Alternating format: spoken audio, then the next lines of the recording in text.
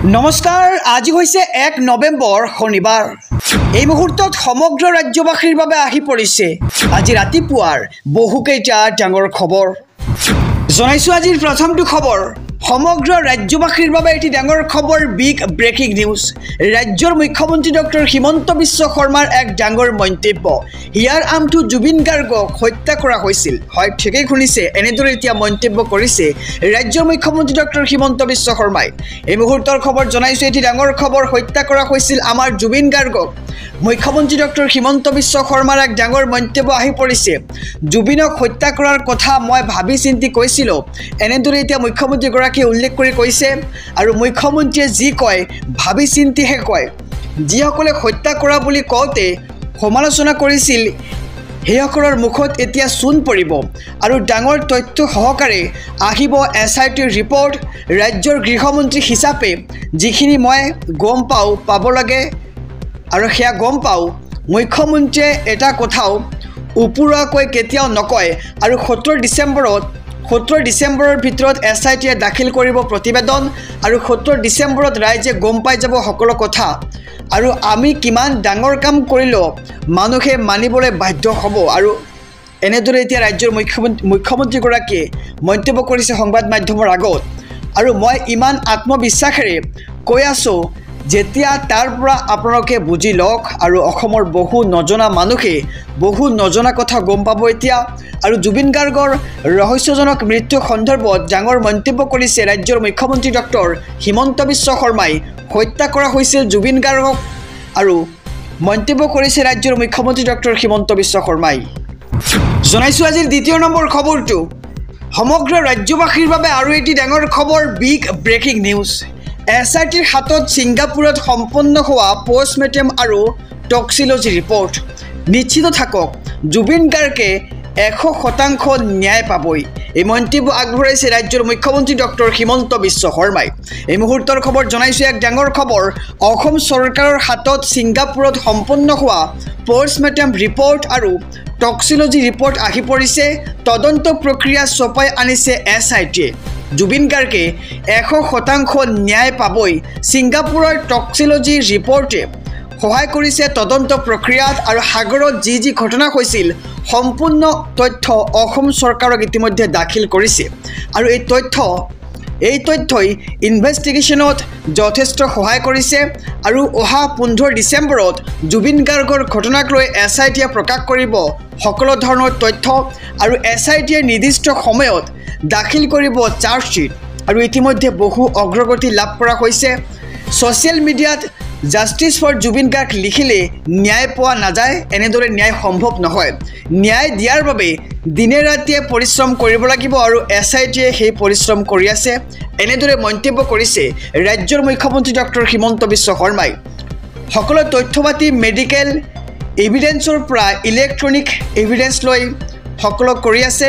আৰু যিসকলৰ মনত জুবিন গাৰ্গে ন্যায় নাপাব বুলি অলপো সন্দেহ আছে, তেওঁলোকে 15 ডিচেম্বৰত সকলোবোৰ উত্তৰ পাই যাব। আৰু সেই লোকসকলে 15 ডিচেম্বৰত ক'ব লাগিব যে SITয়ে জুবিন গাৰ্গক ন্যায় দিলে। এনেদৰে এতিয়া বিস্ফোৰক মন্তব্য কৰিছে ৰাজ্যৰ মুখ্যমন্ত্ৰীগৰাকীয়ে।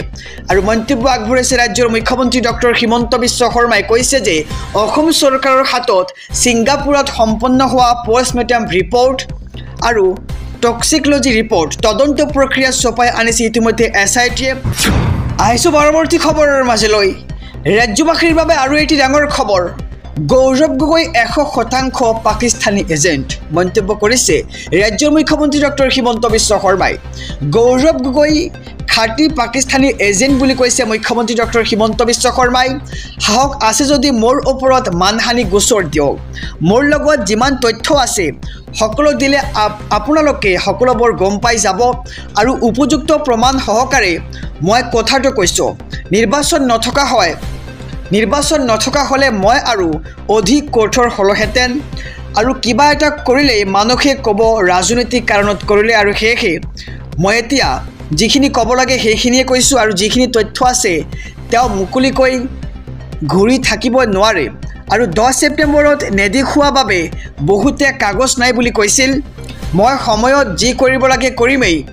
ময়ে হওঁ বুলি মন্তব্য মুখ্যমন্ত্ৰী ডক্টৰ হিমন্ত বিশ্ব শৰ্মাৰ আৰু এই কথাখিনি মই এজন মুখ্যমন্ত্ৰী হিচাপে কৈছোঁ সংবাদমেল দিলেই জুবিনৰ ইছ্যু ডাইভাৰ্ট কৰা বুলি ক'ব আৰু সেই জুবিনক ন্যায় প্ৰদান কৰাৰ পাছতে এইটোত হাত দিম বুলি কৈছে আৰু গৌৰৱ গগৈক লৈ এইবাৰ ৰাজ্যৰ মুখ্যমন্ত্ৰী ডক্টৰ হিমন্ত বিশ্ব শৰ্মাৰ মহা বিস্ফোৰণ দেখিবলৈ পোৱা গৈছে মুখ্যমন্ত্ৰীগৰাকীয়ে উল্লেখ কৰি কৈছে যে গৌৰৱ গগৈ এজন খাঁটি পাকিস্তানী এজেণ্ট আৰু গৌৰৱ গগৈ পাকিস্তানৰ সৈতে লিংক থকা কথা লাহে লাহে সকলোবোৰ ফাদিল হৈ যাব আৰু হাওক আছে যদি মোৰ ওপৰত মানহানি গোচৰ দিয়ক মোৰ লগত যিমান তথ্য আছে সকলো দিলে আপোনালোকে গম পাই যাব আৰু উপযুক্ত প্ৰমাণ সহকাৰে মই কথাটো কৈছোঁ মই এজন মুখ্যমন্ত্ৰী হৈয়ে এই কথাটো কৈছোঁ বুলি ৰাজ্যৰ মুখ্যমন্ত্ৰী ডক্টৰ হিমন্ত বিশ্ব শৰ্মাই সদৰি কৰে সমগ্ৰ ৰাজ্যবাসীৰ বাবে এটি ডাঙৰ খবৰ বিগ ব্ৰেকিং নিউজ আজি মুকলি হৈছে জুবিন গাৰ্গৰ সপোনৰ সিনেমা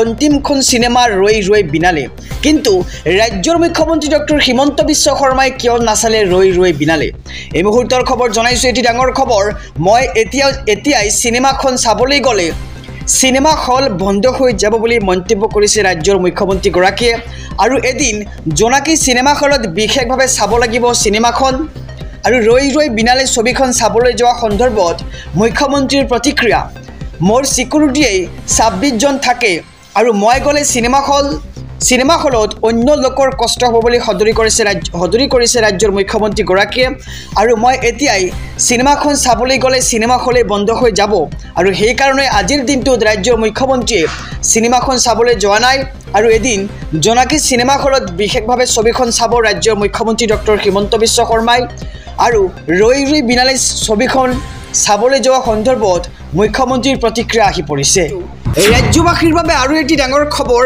ভাল খবৰ বুলি ক'ব লাগিব কিয়নো অহা 1 নৱেম্বৰৰ পৰা আপোনালোকে লাভ কৰিব বিনামূলীয়া চাউলৰ লগতে দাইল নিমখ আৰু চেনি হয় ঠিকেই শুনিছে 1 নৱেম্বৰৰ পৰা এইসমূহ সামগ্ৰী লাভ কৰিব ৰেচন কাৰ্ডৰ হিতাধিকাৰীসকলে এই মুহূৰ্তৰ খবৰ জনাইছোঁ নৱেম্বৰ মাহৰ পৰাই ৰেচন কাৰ্ডত আহিব নতুন পৰিৱৰ্তন আৰু কি এই পৰিৱৰ্তন কেনেকৈ আপোনালোকে সামগ্ৰীসমূহ লাভ কৰিব জনাই যাম গতিকে ভিডিঅ'খন স্কিপ নকৰাকৈ চাই থাকিব চাউলৰ উপৰিও ৰেচন কাৰ্ড থাকিলে পাব আন 3 বিধ সামগ্ৰী 1 নৱেম্বৰৰ পৰাই হিতাধিকাৰীয়ে লাভ কৰিব এইসমূহ সুবিধা ৰাজ্যৰ ক্ষমা কৰিব বজাৰৰ মূল্যতকৈ কম দামতে কিনিব পাৰিব দাইল নিমখ আৰু চেনি আৰু চৰকাৰী সামগ্ৰী নাপালেই ফোন কৰক দুটা বিশেষ নম্বৰত আৰু আপোনালোকৰ সুবিধাৰ্থে ৰাজ্য চৰকাৰে মুকলি কৰিছে দুটা বিশেষ হেল্পলাইন নম্বৰটো হৈছে 180034536611 অথবা 1967 নম্বৰত দিয়ক আপুনি অভিযোগ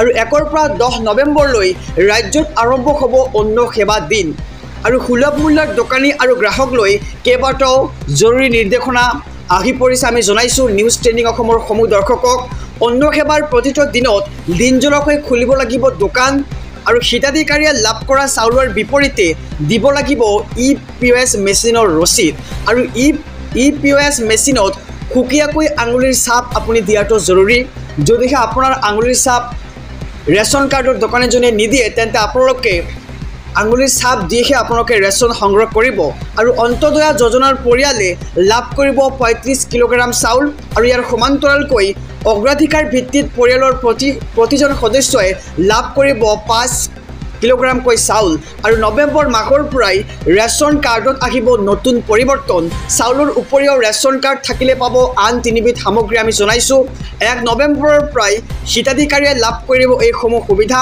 বজাৰ মূল্যতকৈ অতি কম দামতে কিনিব পাৰিব দাইল নিমখ আৰু চেনি জনাইছোঁ আৰু এটি ডাঙৰ খবৰ বিগ ব্ৰেকিং নিউজ ৰাজ্যৰ মুখ্যমন্ত্ৰী ডক্টৰ হিমন্ত বিশ্ব শৰ্মাই জুবিন গাৰ্গৰ সপোনৰ সিনেমা অন্তিমখন সিনেমা ৰৈ ৰৈ বিনালে কিয় নাচালে প্ৰশ্ন কৰা হৈছে আৰু এই প্ৰশ্ন কৰিছে লুৰিণজ্যোতি গগৈয়ে তেওঁ কৈছে যে ছবিগৃহত কাশ্মীৰ ফাইলছ চলতে মুখ্যমন্ত্ৰী প্ৰথমে চাবলৈ গৈছিল কিন্তু আজিৰ দিনটোত জুবিন গাৰ্গৰ অন্তিমখন সিনেমা মুকলি হোৱাৰ পিছত ৰাজ্যৰ মুখ্যমন্ত্ৰীয়ে ছবিখন চাবলৈ নগ'ল আৰু ৰাজ্যৰ কৰ্মচাৰীসকলক সিনেমা চাবলৈ বাধ্য কৰাইছিল যেতিয়া কাশ্মীৰ ফাইলছ চলিছিল এই মুহূৰ্তৰ খবৰ জনাইছোঁ যে মুখ্যমন্ত্ৰীক প্ৰশ্ন কৰিছোঁ আজি কিয় ছুটিৰ ব্যৱস্থা নকৰিলে ৰাজ্যৰ মুখ্যমন্ত্ৰীগৰাকীয়ে মুখ্যমন্ত্ৰী হিমন্ত বিশ্ব শৰ্মালৈ কেইবাটাও প্ৰশ্ন AJPৰ সভাপতি লুৰিণজ্যোতি গগৈৰ জনতা হৈছে আটাইতকৈ শক্তিশালী বিচাৰক আৰু আমিও বিচাৰ কৰি আছোঁ আজিৰ দিনটোত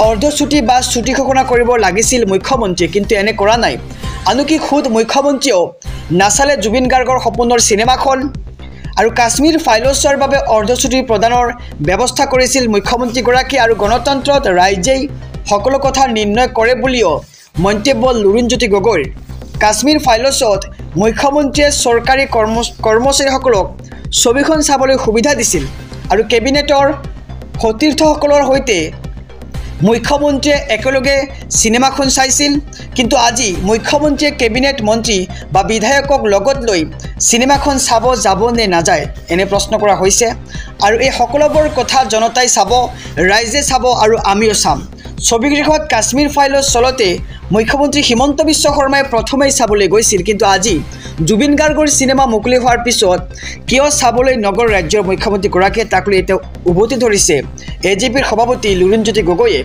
ৰাজ্যৰ কৰ্মচাৰী বিষয়াসকলক সিনেমা চাবলৈ বাধ্য কৰাইছিল যেতিয়া কাশ্মীৰ ফাইলছ চলিছিল ছবিগৃহত